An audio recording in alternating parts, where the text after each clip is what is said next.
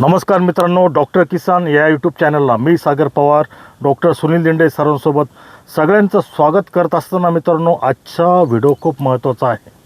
आपण जर उन्हाळी हंगामात टोमॅटो पिकाची जर लागवड करत असाल मित्रांनो, तर टोमॅटोमध्ये येणारा टुटा, ॲब्सोल्युटा, तिरंगा, मोजॅक व्हायरस असेल किंवा बऱ्याच ठिकाणी प्लॅस्टिक व्हायरस, असे वेगवेगळ्या प्रकारचे नावं आपण त्याला दिलेले आहेत.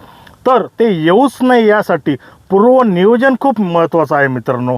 आणि पूर्वनियोजनामध्ये आपलं लागवडीचं अंतर किती पाहिजे, बेसल डोस आपल्या जमिनीप्रमाणे कोणत्या पद्धतीचा दिला गेला पाहिजे, या सगळ्या गोष्टी महत्त्वाच्या आहेत. याच्यावरती आपण सखोल चर्चा करणार आहोत मित्रांनो. या ठिकाणी आपण बघत आहात की सेटिंग उन्हाळ्यातला हा प्लॉट आहे, प्लॉट चालू झालेला आहे. या ठिकाणी आपण सेटिंग बघू शकतो.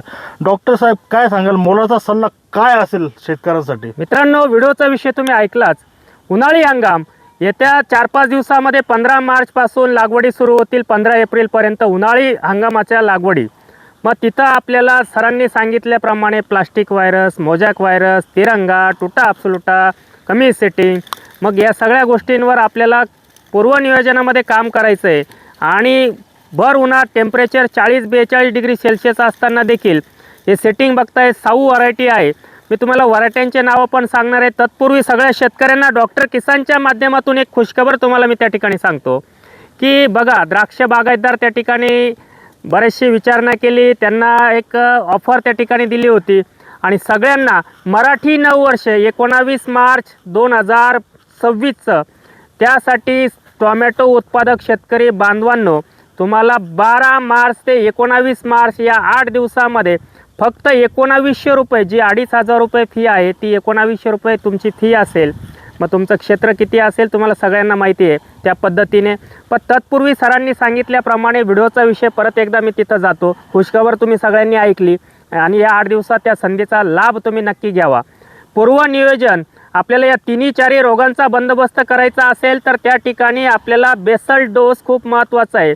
ज्या वेळेस तुम्ही बेड ओढतात त्या बेडवर तुमचं त्या ठिकाणी लेटरल किंवा ठिबक सिंचन आथरतात, मल्चिंग पेपरच्या अगोदर जो आपल्याला बेसल डोस द्यायचा आहे, या सगळ्या रोगांच्या विरोधात सातत्याने काम केलं गेलं पाहिजे. त्यासाठी एकरी कार्बोफ्युरॉन हे इन्सेक्टिसाईड जे घ्यायचं आहे तुम्हाला 2 किलो, नीट लक्षात घ्या. निमॅटोड असेल, तुमचा टुटा ॲब्सोल्युटा असेल, याच्यासाठी कार्बोफ्युरेन 3% CG फॉर्म्युलेशनमधलं कार्बोफ्युरेन वेगवेगळ्या नावाने मार्केटमध्ये उपलब्ध आहेत, ते तुम्ही 2 किलो घ्यायचं. फ्युजेरियम असेल, फायटोप्थेरा असेल, डायबॅक असेल, त्याच्यासाठी तुम्हाला घ्यायचं आहे 1 किलो टचऑप. नीट लक्षात घ्या, 2 किलो तुम्ही घेताय कार्बोफ्युरॉन, 1 किलो टचऑप.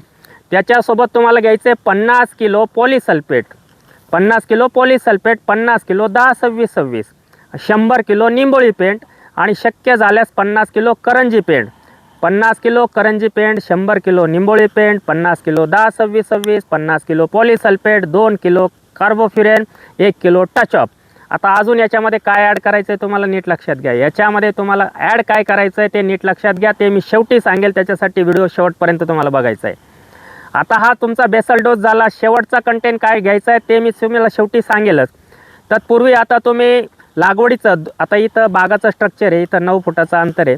असं असेल तर तुम्ही 1.25 फुटावर झिगझॅग पद्धतीने लागवड करा. डोस एवढाच ठेवा. आणि दुसरी गोष्ट, रेग्युलर लागवड करताय तिथं 4.5 ते 5 फूट 2 सरीमधलं अंतर ठेवा. आणि 2 झाडांमधलं अंतर 1.5 फूट ठेवा. व्हरायटीची निवड करत असताना 15 मार्चपासून 15 एप्रिलपर्यंत तुम्ही त्या ठिकाणी अथर्वची निवड करू शकतात, 62-42ची निवड करू शकतात. लातूरच्या भागामध्ये, मराठवाडा, विदर्भामध्ये अलंकारची निवड तुम्ही त्या ठिकाणी करू शकतात. त्याचप्रमाणे ही जी व्हरायटी बघतात तुम्ही, साऊ असेल, गावरान चक्री ज्याला आपण म्हणतो, साऊची निवड तुम्ही त्या ठिकाणी करू शकतात. बाहू या व्हरायटीची, सिजंटाची साऊ आणि बाहू या दोन्ही व्हरायटीची निवड तुम्ही त्या ठिकाणी उन्हाळी हंगामात करू शकतात. 62-42 का लावायची, तर पुढं जाऊन जर लवकर अवकाळी पाऊस आला, टेम्परेचर लो झालं, पण तुम्हाला जी भीती आहे क्रॅकिंगची भीती, ती क्रॅकिंगची भीती घालवण्यासाठीच शेवटचा कंटेंट मी तुम्हाला सांगणार आहे.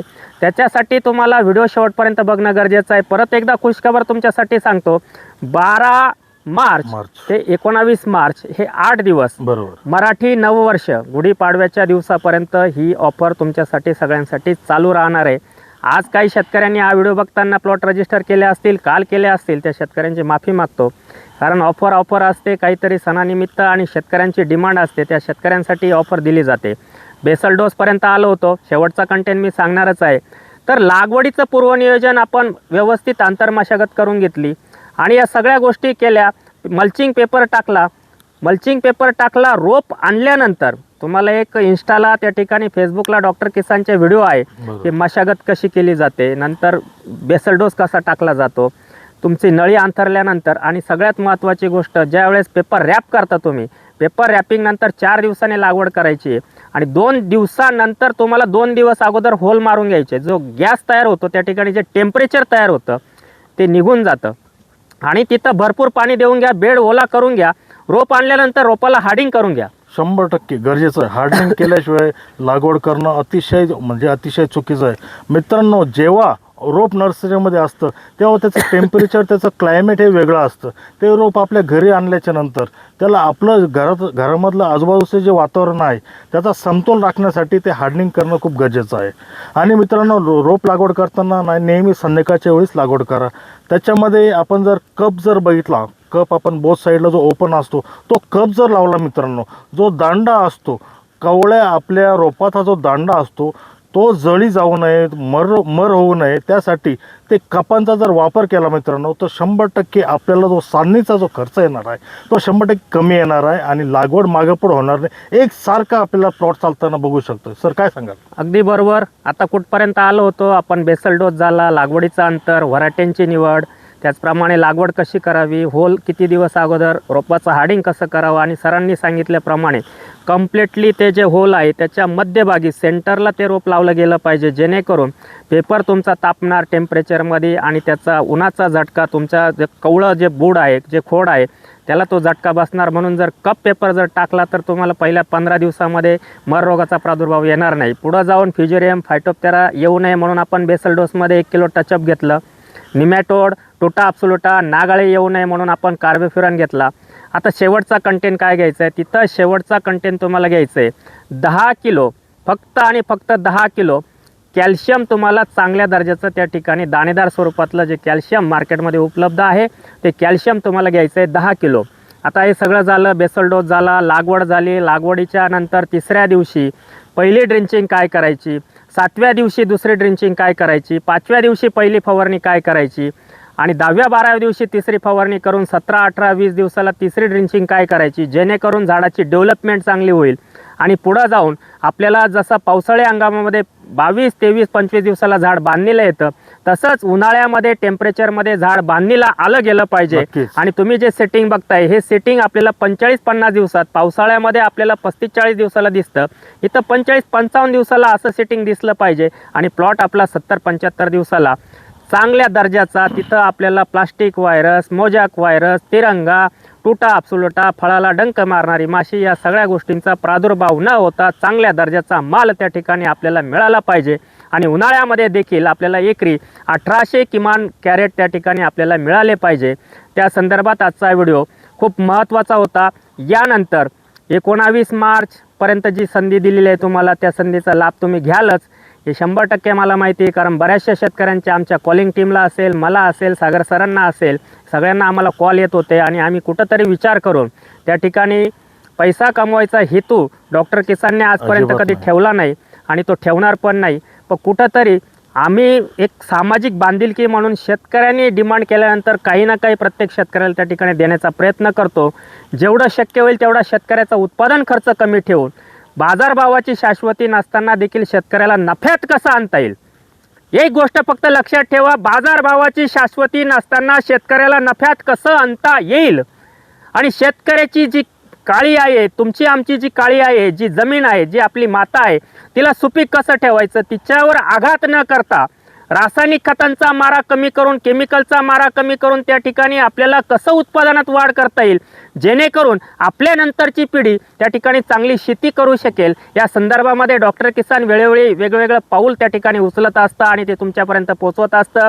म्हणून तुम्हाला पुढचा व्हिडिओ असेल प्रत्यक्ष लागवड केलेल्या प्लॉटमधून पहिल्या 30 दिवसामध्ये 3 ड्रिंचिंग कोणत्या करायच्या, 3 ते 4 फवारण्या कोणत्या करायच्या, जेणेकरून चांगला फुटवा त्या ठिकाणी मिळाला पाहिजे.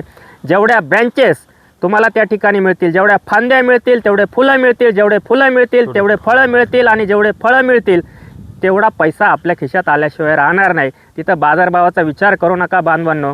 फक्त सिस्टमॅटिक पद्धतीने सिस्टमचा वापर करा. कोणत्या दिवशी कोणतं अन्नद्रव्य व्यवस्थापन, कोणतं ह्युमिक गेलं पाहिजे, कोणतं फुलविक ॲसिड गेलं पाहिजे, या सगळ्या गोष्टींचा विचार त्या ठिकाणी करून आपल्याला टोमॅटोमध्ये यावर्षी परत एकदा तुम्हाला सांगतो की व्हिडिओ तुम्ही शेवटपर्यंत पाहिला, आणि नक्कीच तुमची जी सगळ्यांची अपेक्षा आहे ती पुढच्या 15 दिवसात मी पूर्ण करेल. अपेक्षा तुम्हाला सगळ्यांना माहिती आहे की डॉक्टर किसानकडून तुम्हाला काय अपेक्षा आहे, आणि ती 100% पूर्ण होईल. व्हिडिओचा शेवट करतो. व्हिडिओ आवडल्यास तो लाईक आणि शेअर करायला विसरू नका. धन्यवाद.